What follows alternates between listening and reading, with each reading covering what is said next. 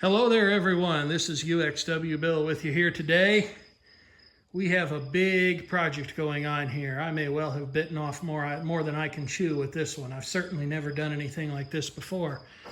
This is an Allis Chalmers 7020 model tractor from the early 1980s, based on the various date codes that we found, assuming that you can even trust them, because this thing is, for reasons I won't get into here, maybe I'll put them in the video description, a cobbled together mess that loosely resembles a tractor. But when this thing was new, somebody apparently realized that when the world is your oyster, you don't generally settle for fish paste. And so they opted to equip it with a then exciting at the time AM radio and an air conditioning system. Now this tractor runs very well, although we've got all kinds of electrical bugaboos, and you've got to jump 12 volts to the solenoid down here to get the starter to pop off for reasons we haven't yet fully figured out. And of course the mice have just had an absolute party in this thing over the years. But it looks like luck might be on our side with regard to the air conditioning system. I did a nitrogen leak test on this, because the system was, generally speaking, still intact and unfooled around with for the most part. And it passed in every way except for one. I might have gotten a small hit in the evaporator with my leak detector, I'm not sure. But what was definitely leaking was this poor old compressor. And at first I changed the gaskets on the back. Yes, it's a GM Delco compressor, if you can believe it. I guess everybody that made a tractor, except possibly International Harvester, use GM parts in some capacity or another. You ever look at them, you see they almost universally, even the Ford tractors, wear Delco Remy ignition parts. So we've got a new compressor around here someplace. Modern Sanden compressor, courtesy of a company by the name of AP Air. They supplied an entire conversion kit for this. We did not get that for free. This is not a sponsored video. We paid the money that thing costs, and so we're going to convert it over. And one of the first things that I'm doing here is just going through the system and looking at what we might need to replace. These O-rings are almost certainly going to have to go, not least of which because they're probably incompatible with the PAG oil, but also because they're really dried out and in rough shape. And here, I've been pushing a little dry nitrogen through the system here on the suction line that was formerly attached to that compressor, going backwards through the evaporator coil and its metering device, and trying to push out whatever oil I can get out of there. We're also going to run a flush through the system just to give everything the best chance that it can. I have a whole checklist of stuff to do here, tools I need and things like that for the work we've done so far. We have a new receiver dryer for the back. If we need it, we have a new TXV.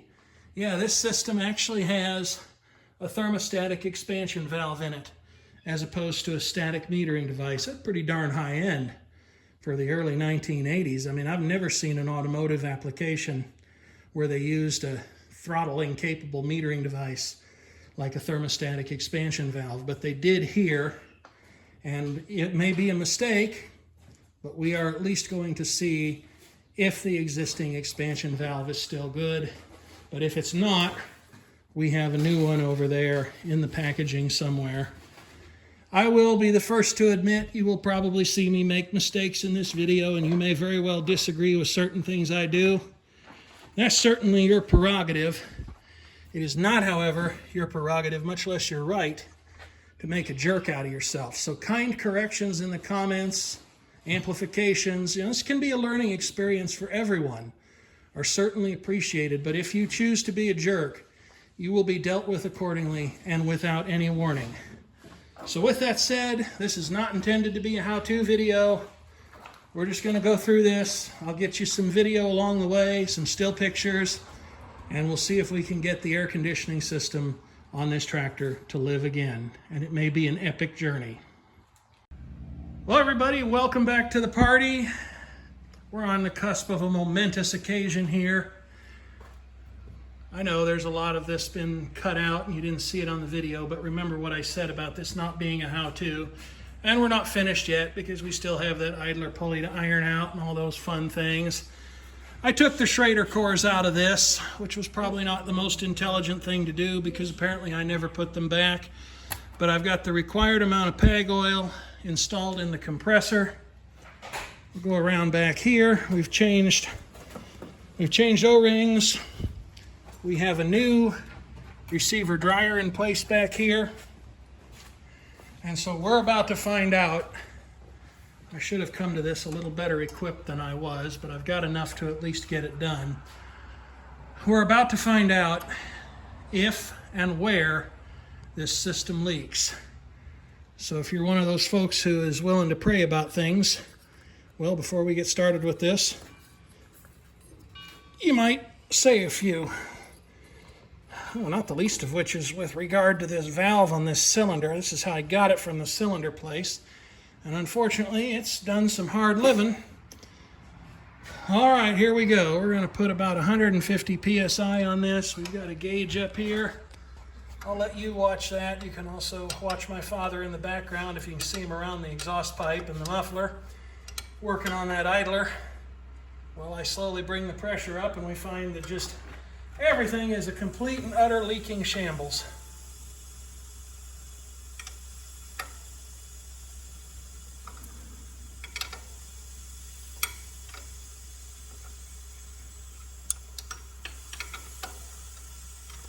Did I hear something leaking?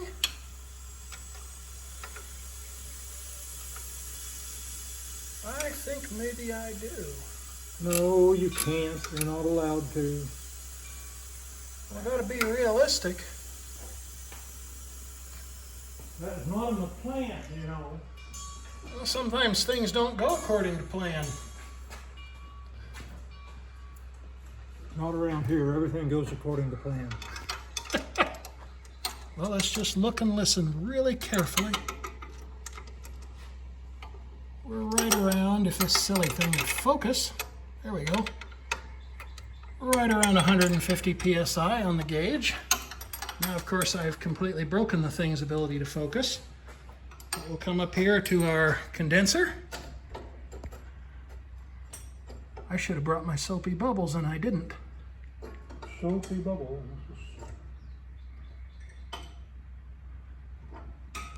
I'm not hearing anything up here.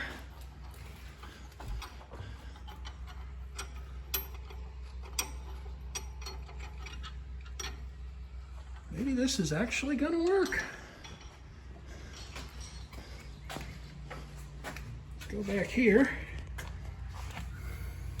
See if anything's going on down here. Get past this mess of wiring.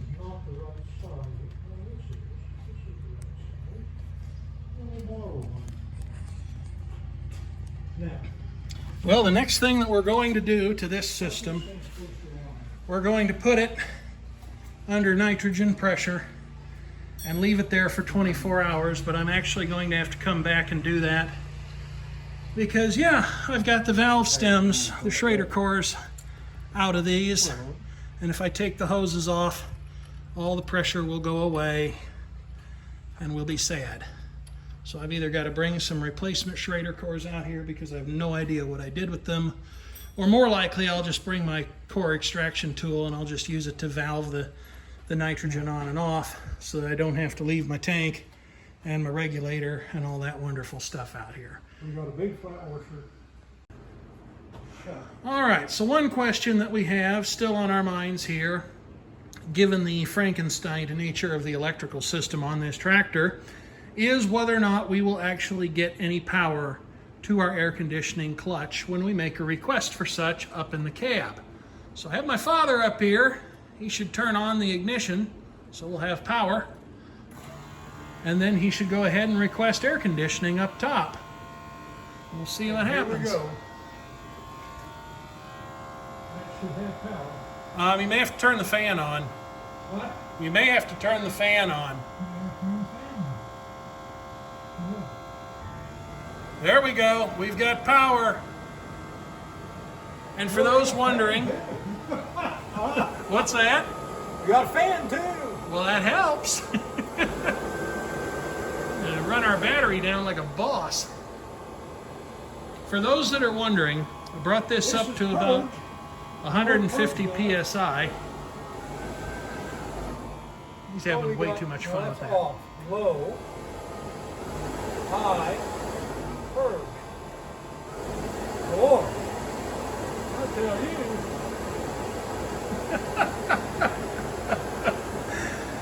you. Maybe sooner or later I'll get through this. Air through the car because I haven't got the roof on. Yeah.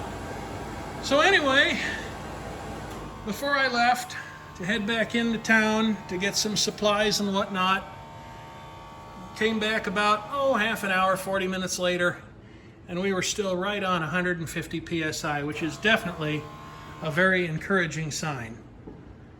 So the next step will be to go ahead and do a long-term nitrogen test on this. We'll probably do a vacuum on it, a long vacuum. I'll break it with nitrogen just because this system has been out of service for so very, very long. But I think there's a good chance this thing might actually end up working fairly well. We've got our belt installed. And for those of you who are wondering, maybe you're looking at doing this with your own Allis Chalmers 7000 series tractor. Again, this is not a how-to video, but I'll give you a close-up look at how the compressor is mounted using the kit that AP Air provided. They also provided the compressor, basically everything you need in order to do this conversion, except the PAG oil. I had to provide that myself. We'll go around to the other side here and we'll get a look at that. We have a new idler pulley over here because we actually put a belt on the original GM Delco compressor that was in this thing. The idler pulley bearing failed, threw the belt right into the radiator fan, and as you might imagine, that belt was history. We never actually did find it, although my father was going to look for it, and the Keykeeper and I tried to talk him out of that. I don't know if we were successful or not, but I do know that the belt was never found. And as I was letting the nitrogen out just now so that he could get in the cab, I heard this low pressure switch click, so that's a good sign.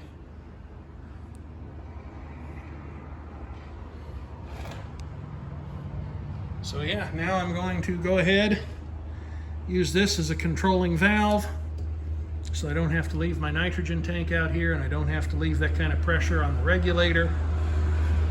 And we'll just see how we do over the next 24 hours or so.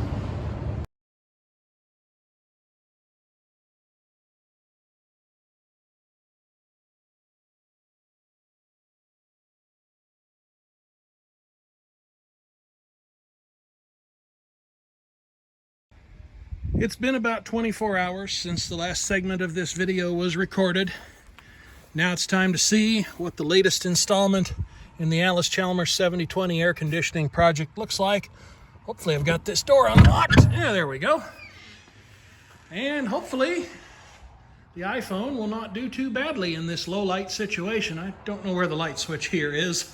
But it looks like it's actually doing far better than I would have expected. I have no idea what I'm walking into here.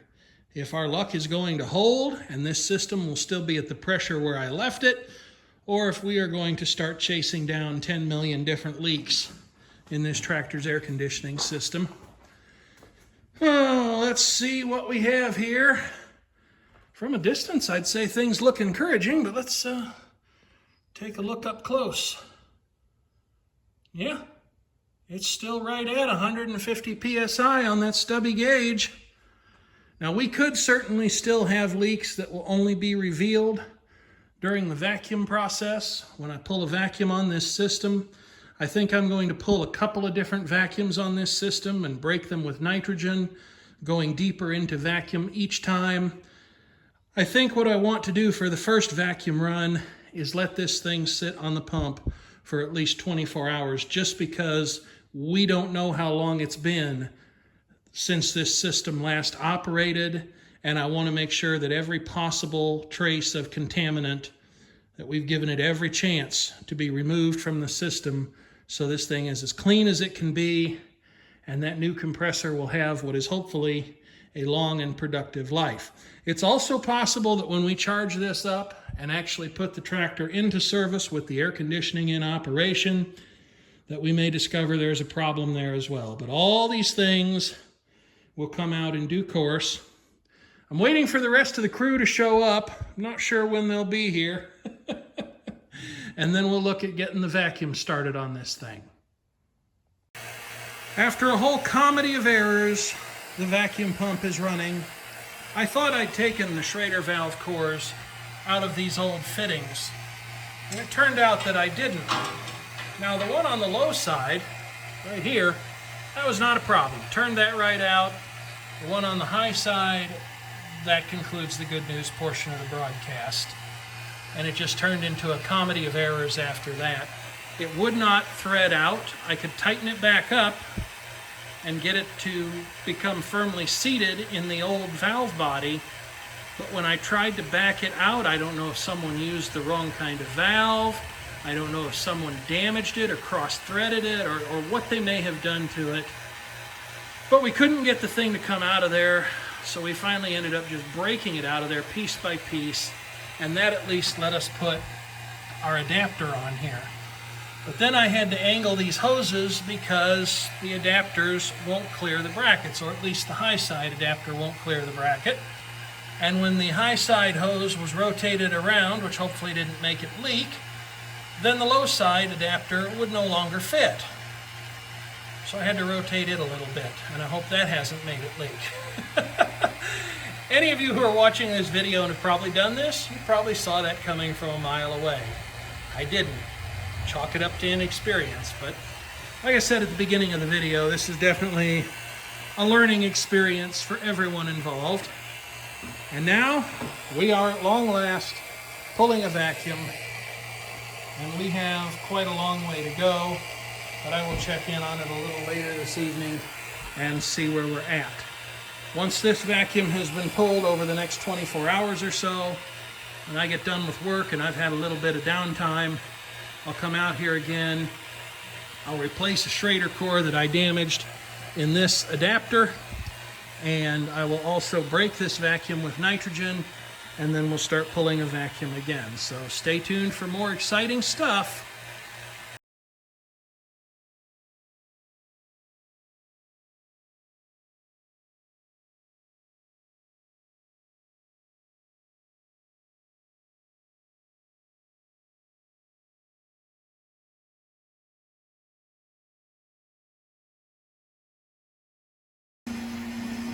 All right, everybody, I'm out here today, and it's certainly a wretchedly hot day. Not as hot as some, but definitely hot enough. And sometimes, depending upon who you ask, it's actually a little bit hotter in some places than others. But what we are here to do today is to attempt charging the air conditioning system on this Allis Chalmers Model 7020 tractor. My father's getting ready to go start the engine. That's going to be quite loud, so those of you who are listening on headphones, you may want to turn your volume down rather sharply. I've replaced the service fitting that I damaged. We're going to hope this thing's out of gear. Now, I could not get this system to go into a terribly deep vacuum. There we go, nice and smoky. Good old clean diesel stuff. I could not get this system to go into a perfect vacuum. I'm sure some of you are going to cane me in the comments about what I'm going to do here shortly. But this is a system that's over 40 years old. It's held positive pressure perfectly well. And at this point, at some point anyway, I think you've just got to spin the wheel and see what you have. And I don't think we'll know for sure until we attempt charging this thing. So I'm going to get set up to do that, and then we're going to make it happen. It is under vacuum right now. The vacuum pump is running. I'm going to shut that off, see how much refrigerant it'll take under a vacuum.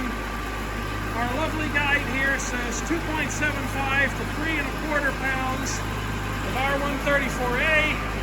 And as far as that's concerned, we're going to try to see if we can clear the sight glass here. So let me get set up and we'll be right back in just a moment. I'll explain why in a moment I'm using a different gauge set. There is a story behind that. It has to do with this.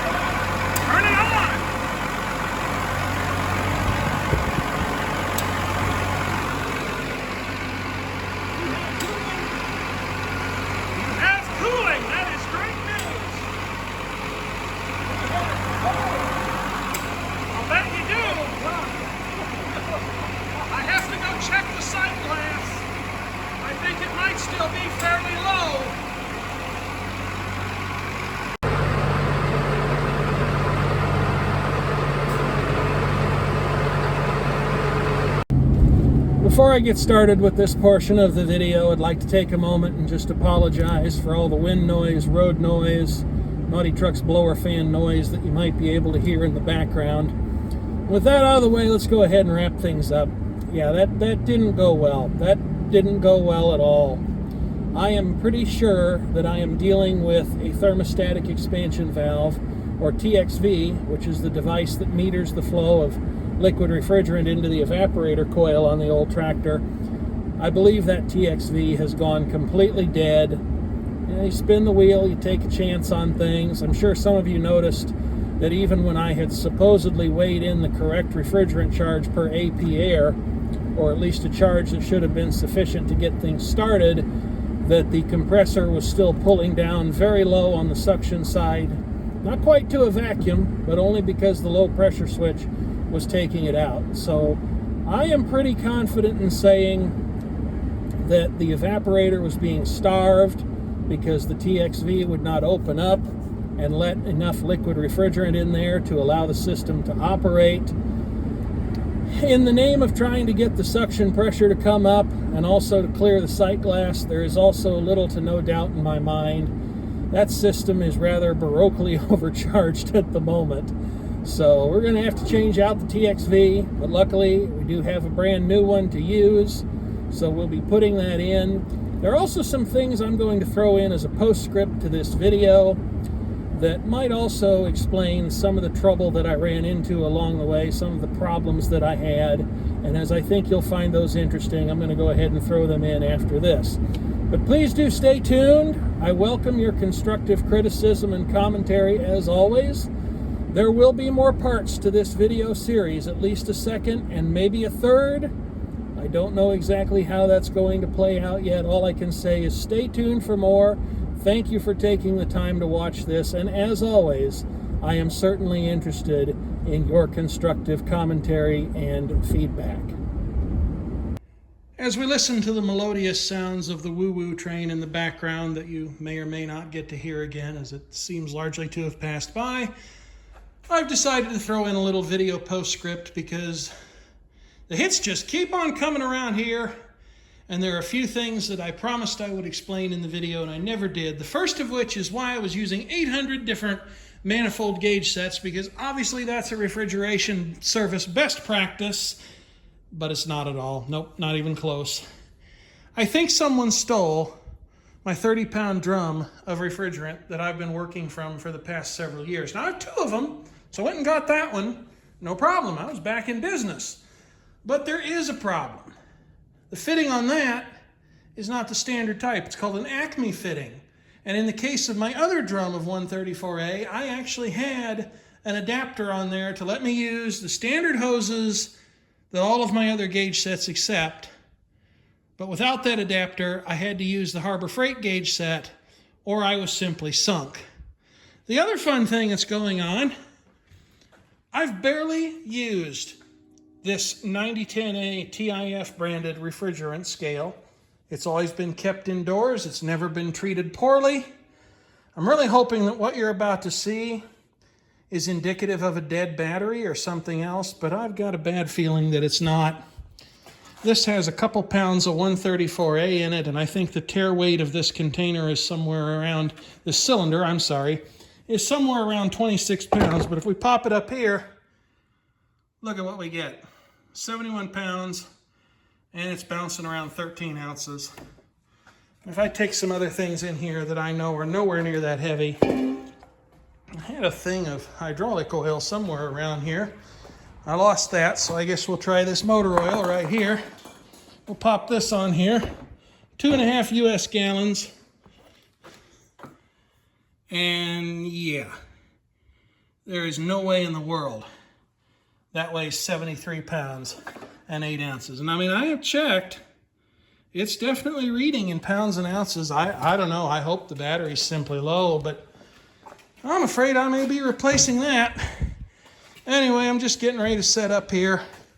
I did want to see how much gas I had put in this system, because now even that's suspect. This scale told me that I had put the requisite 2 pounds and 2 3/4 pounds in, and now I would say that's probably not true. It's probably extremely suspect, and I'm certainly not going to get an accurate figure out of this scale as I weigh my recovery cylinder while I'm pulling the charge out of this system. For right now, until such time as we can get to that TXV and work on it, I am simply going to put a short amount of nitrogen as a holding charge on this system.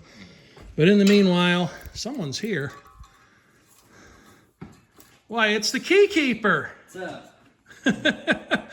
Nothing good. Nothing good. I think our TXV is dead.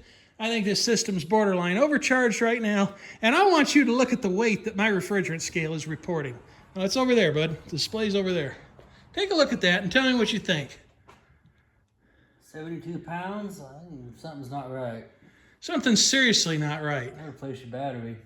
I'm going to try to. I stand corrected. The tare weight on this cylinder is apparently 16 pounds. I was reading the wrong figure. But yeah, I'm getting ready to bleed back to my cylinder here, pull the refrigerant off of this for right now, and put a nitrogen holding charge on it. Apparently the Keykeeper has decided to investigate. I will tell you that although we were not successful, the system was trying in some sense to work, because the evaporator coil was beginning to sweat, but the air coming out of the vents with the fans set to the highest speed at best was only about 72 degrees with a roughly 85 or 86 degree ambient temperature. And all temperatures are in Fahrenheit, of course.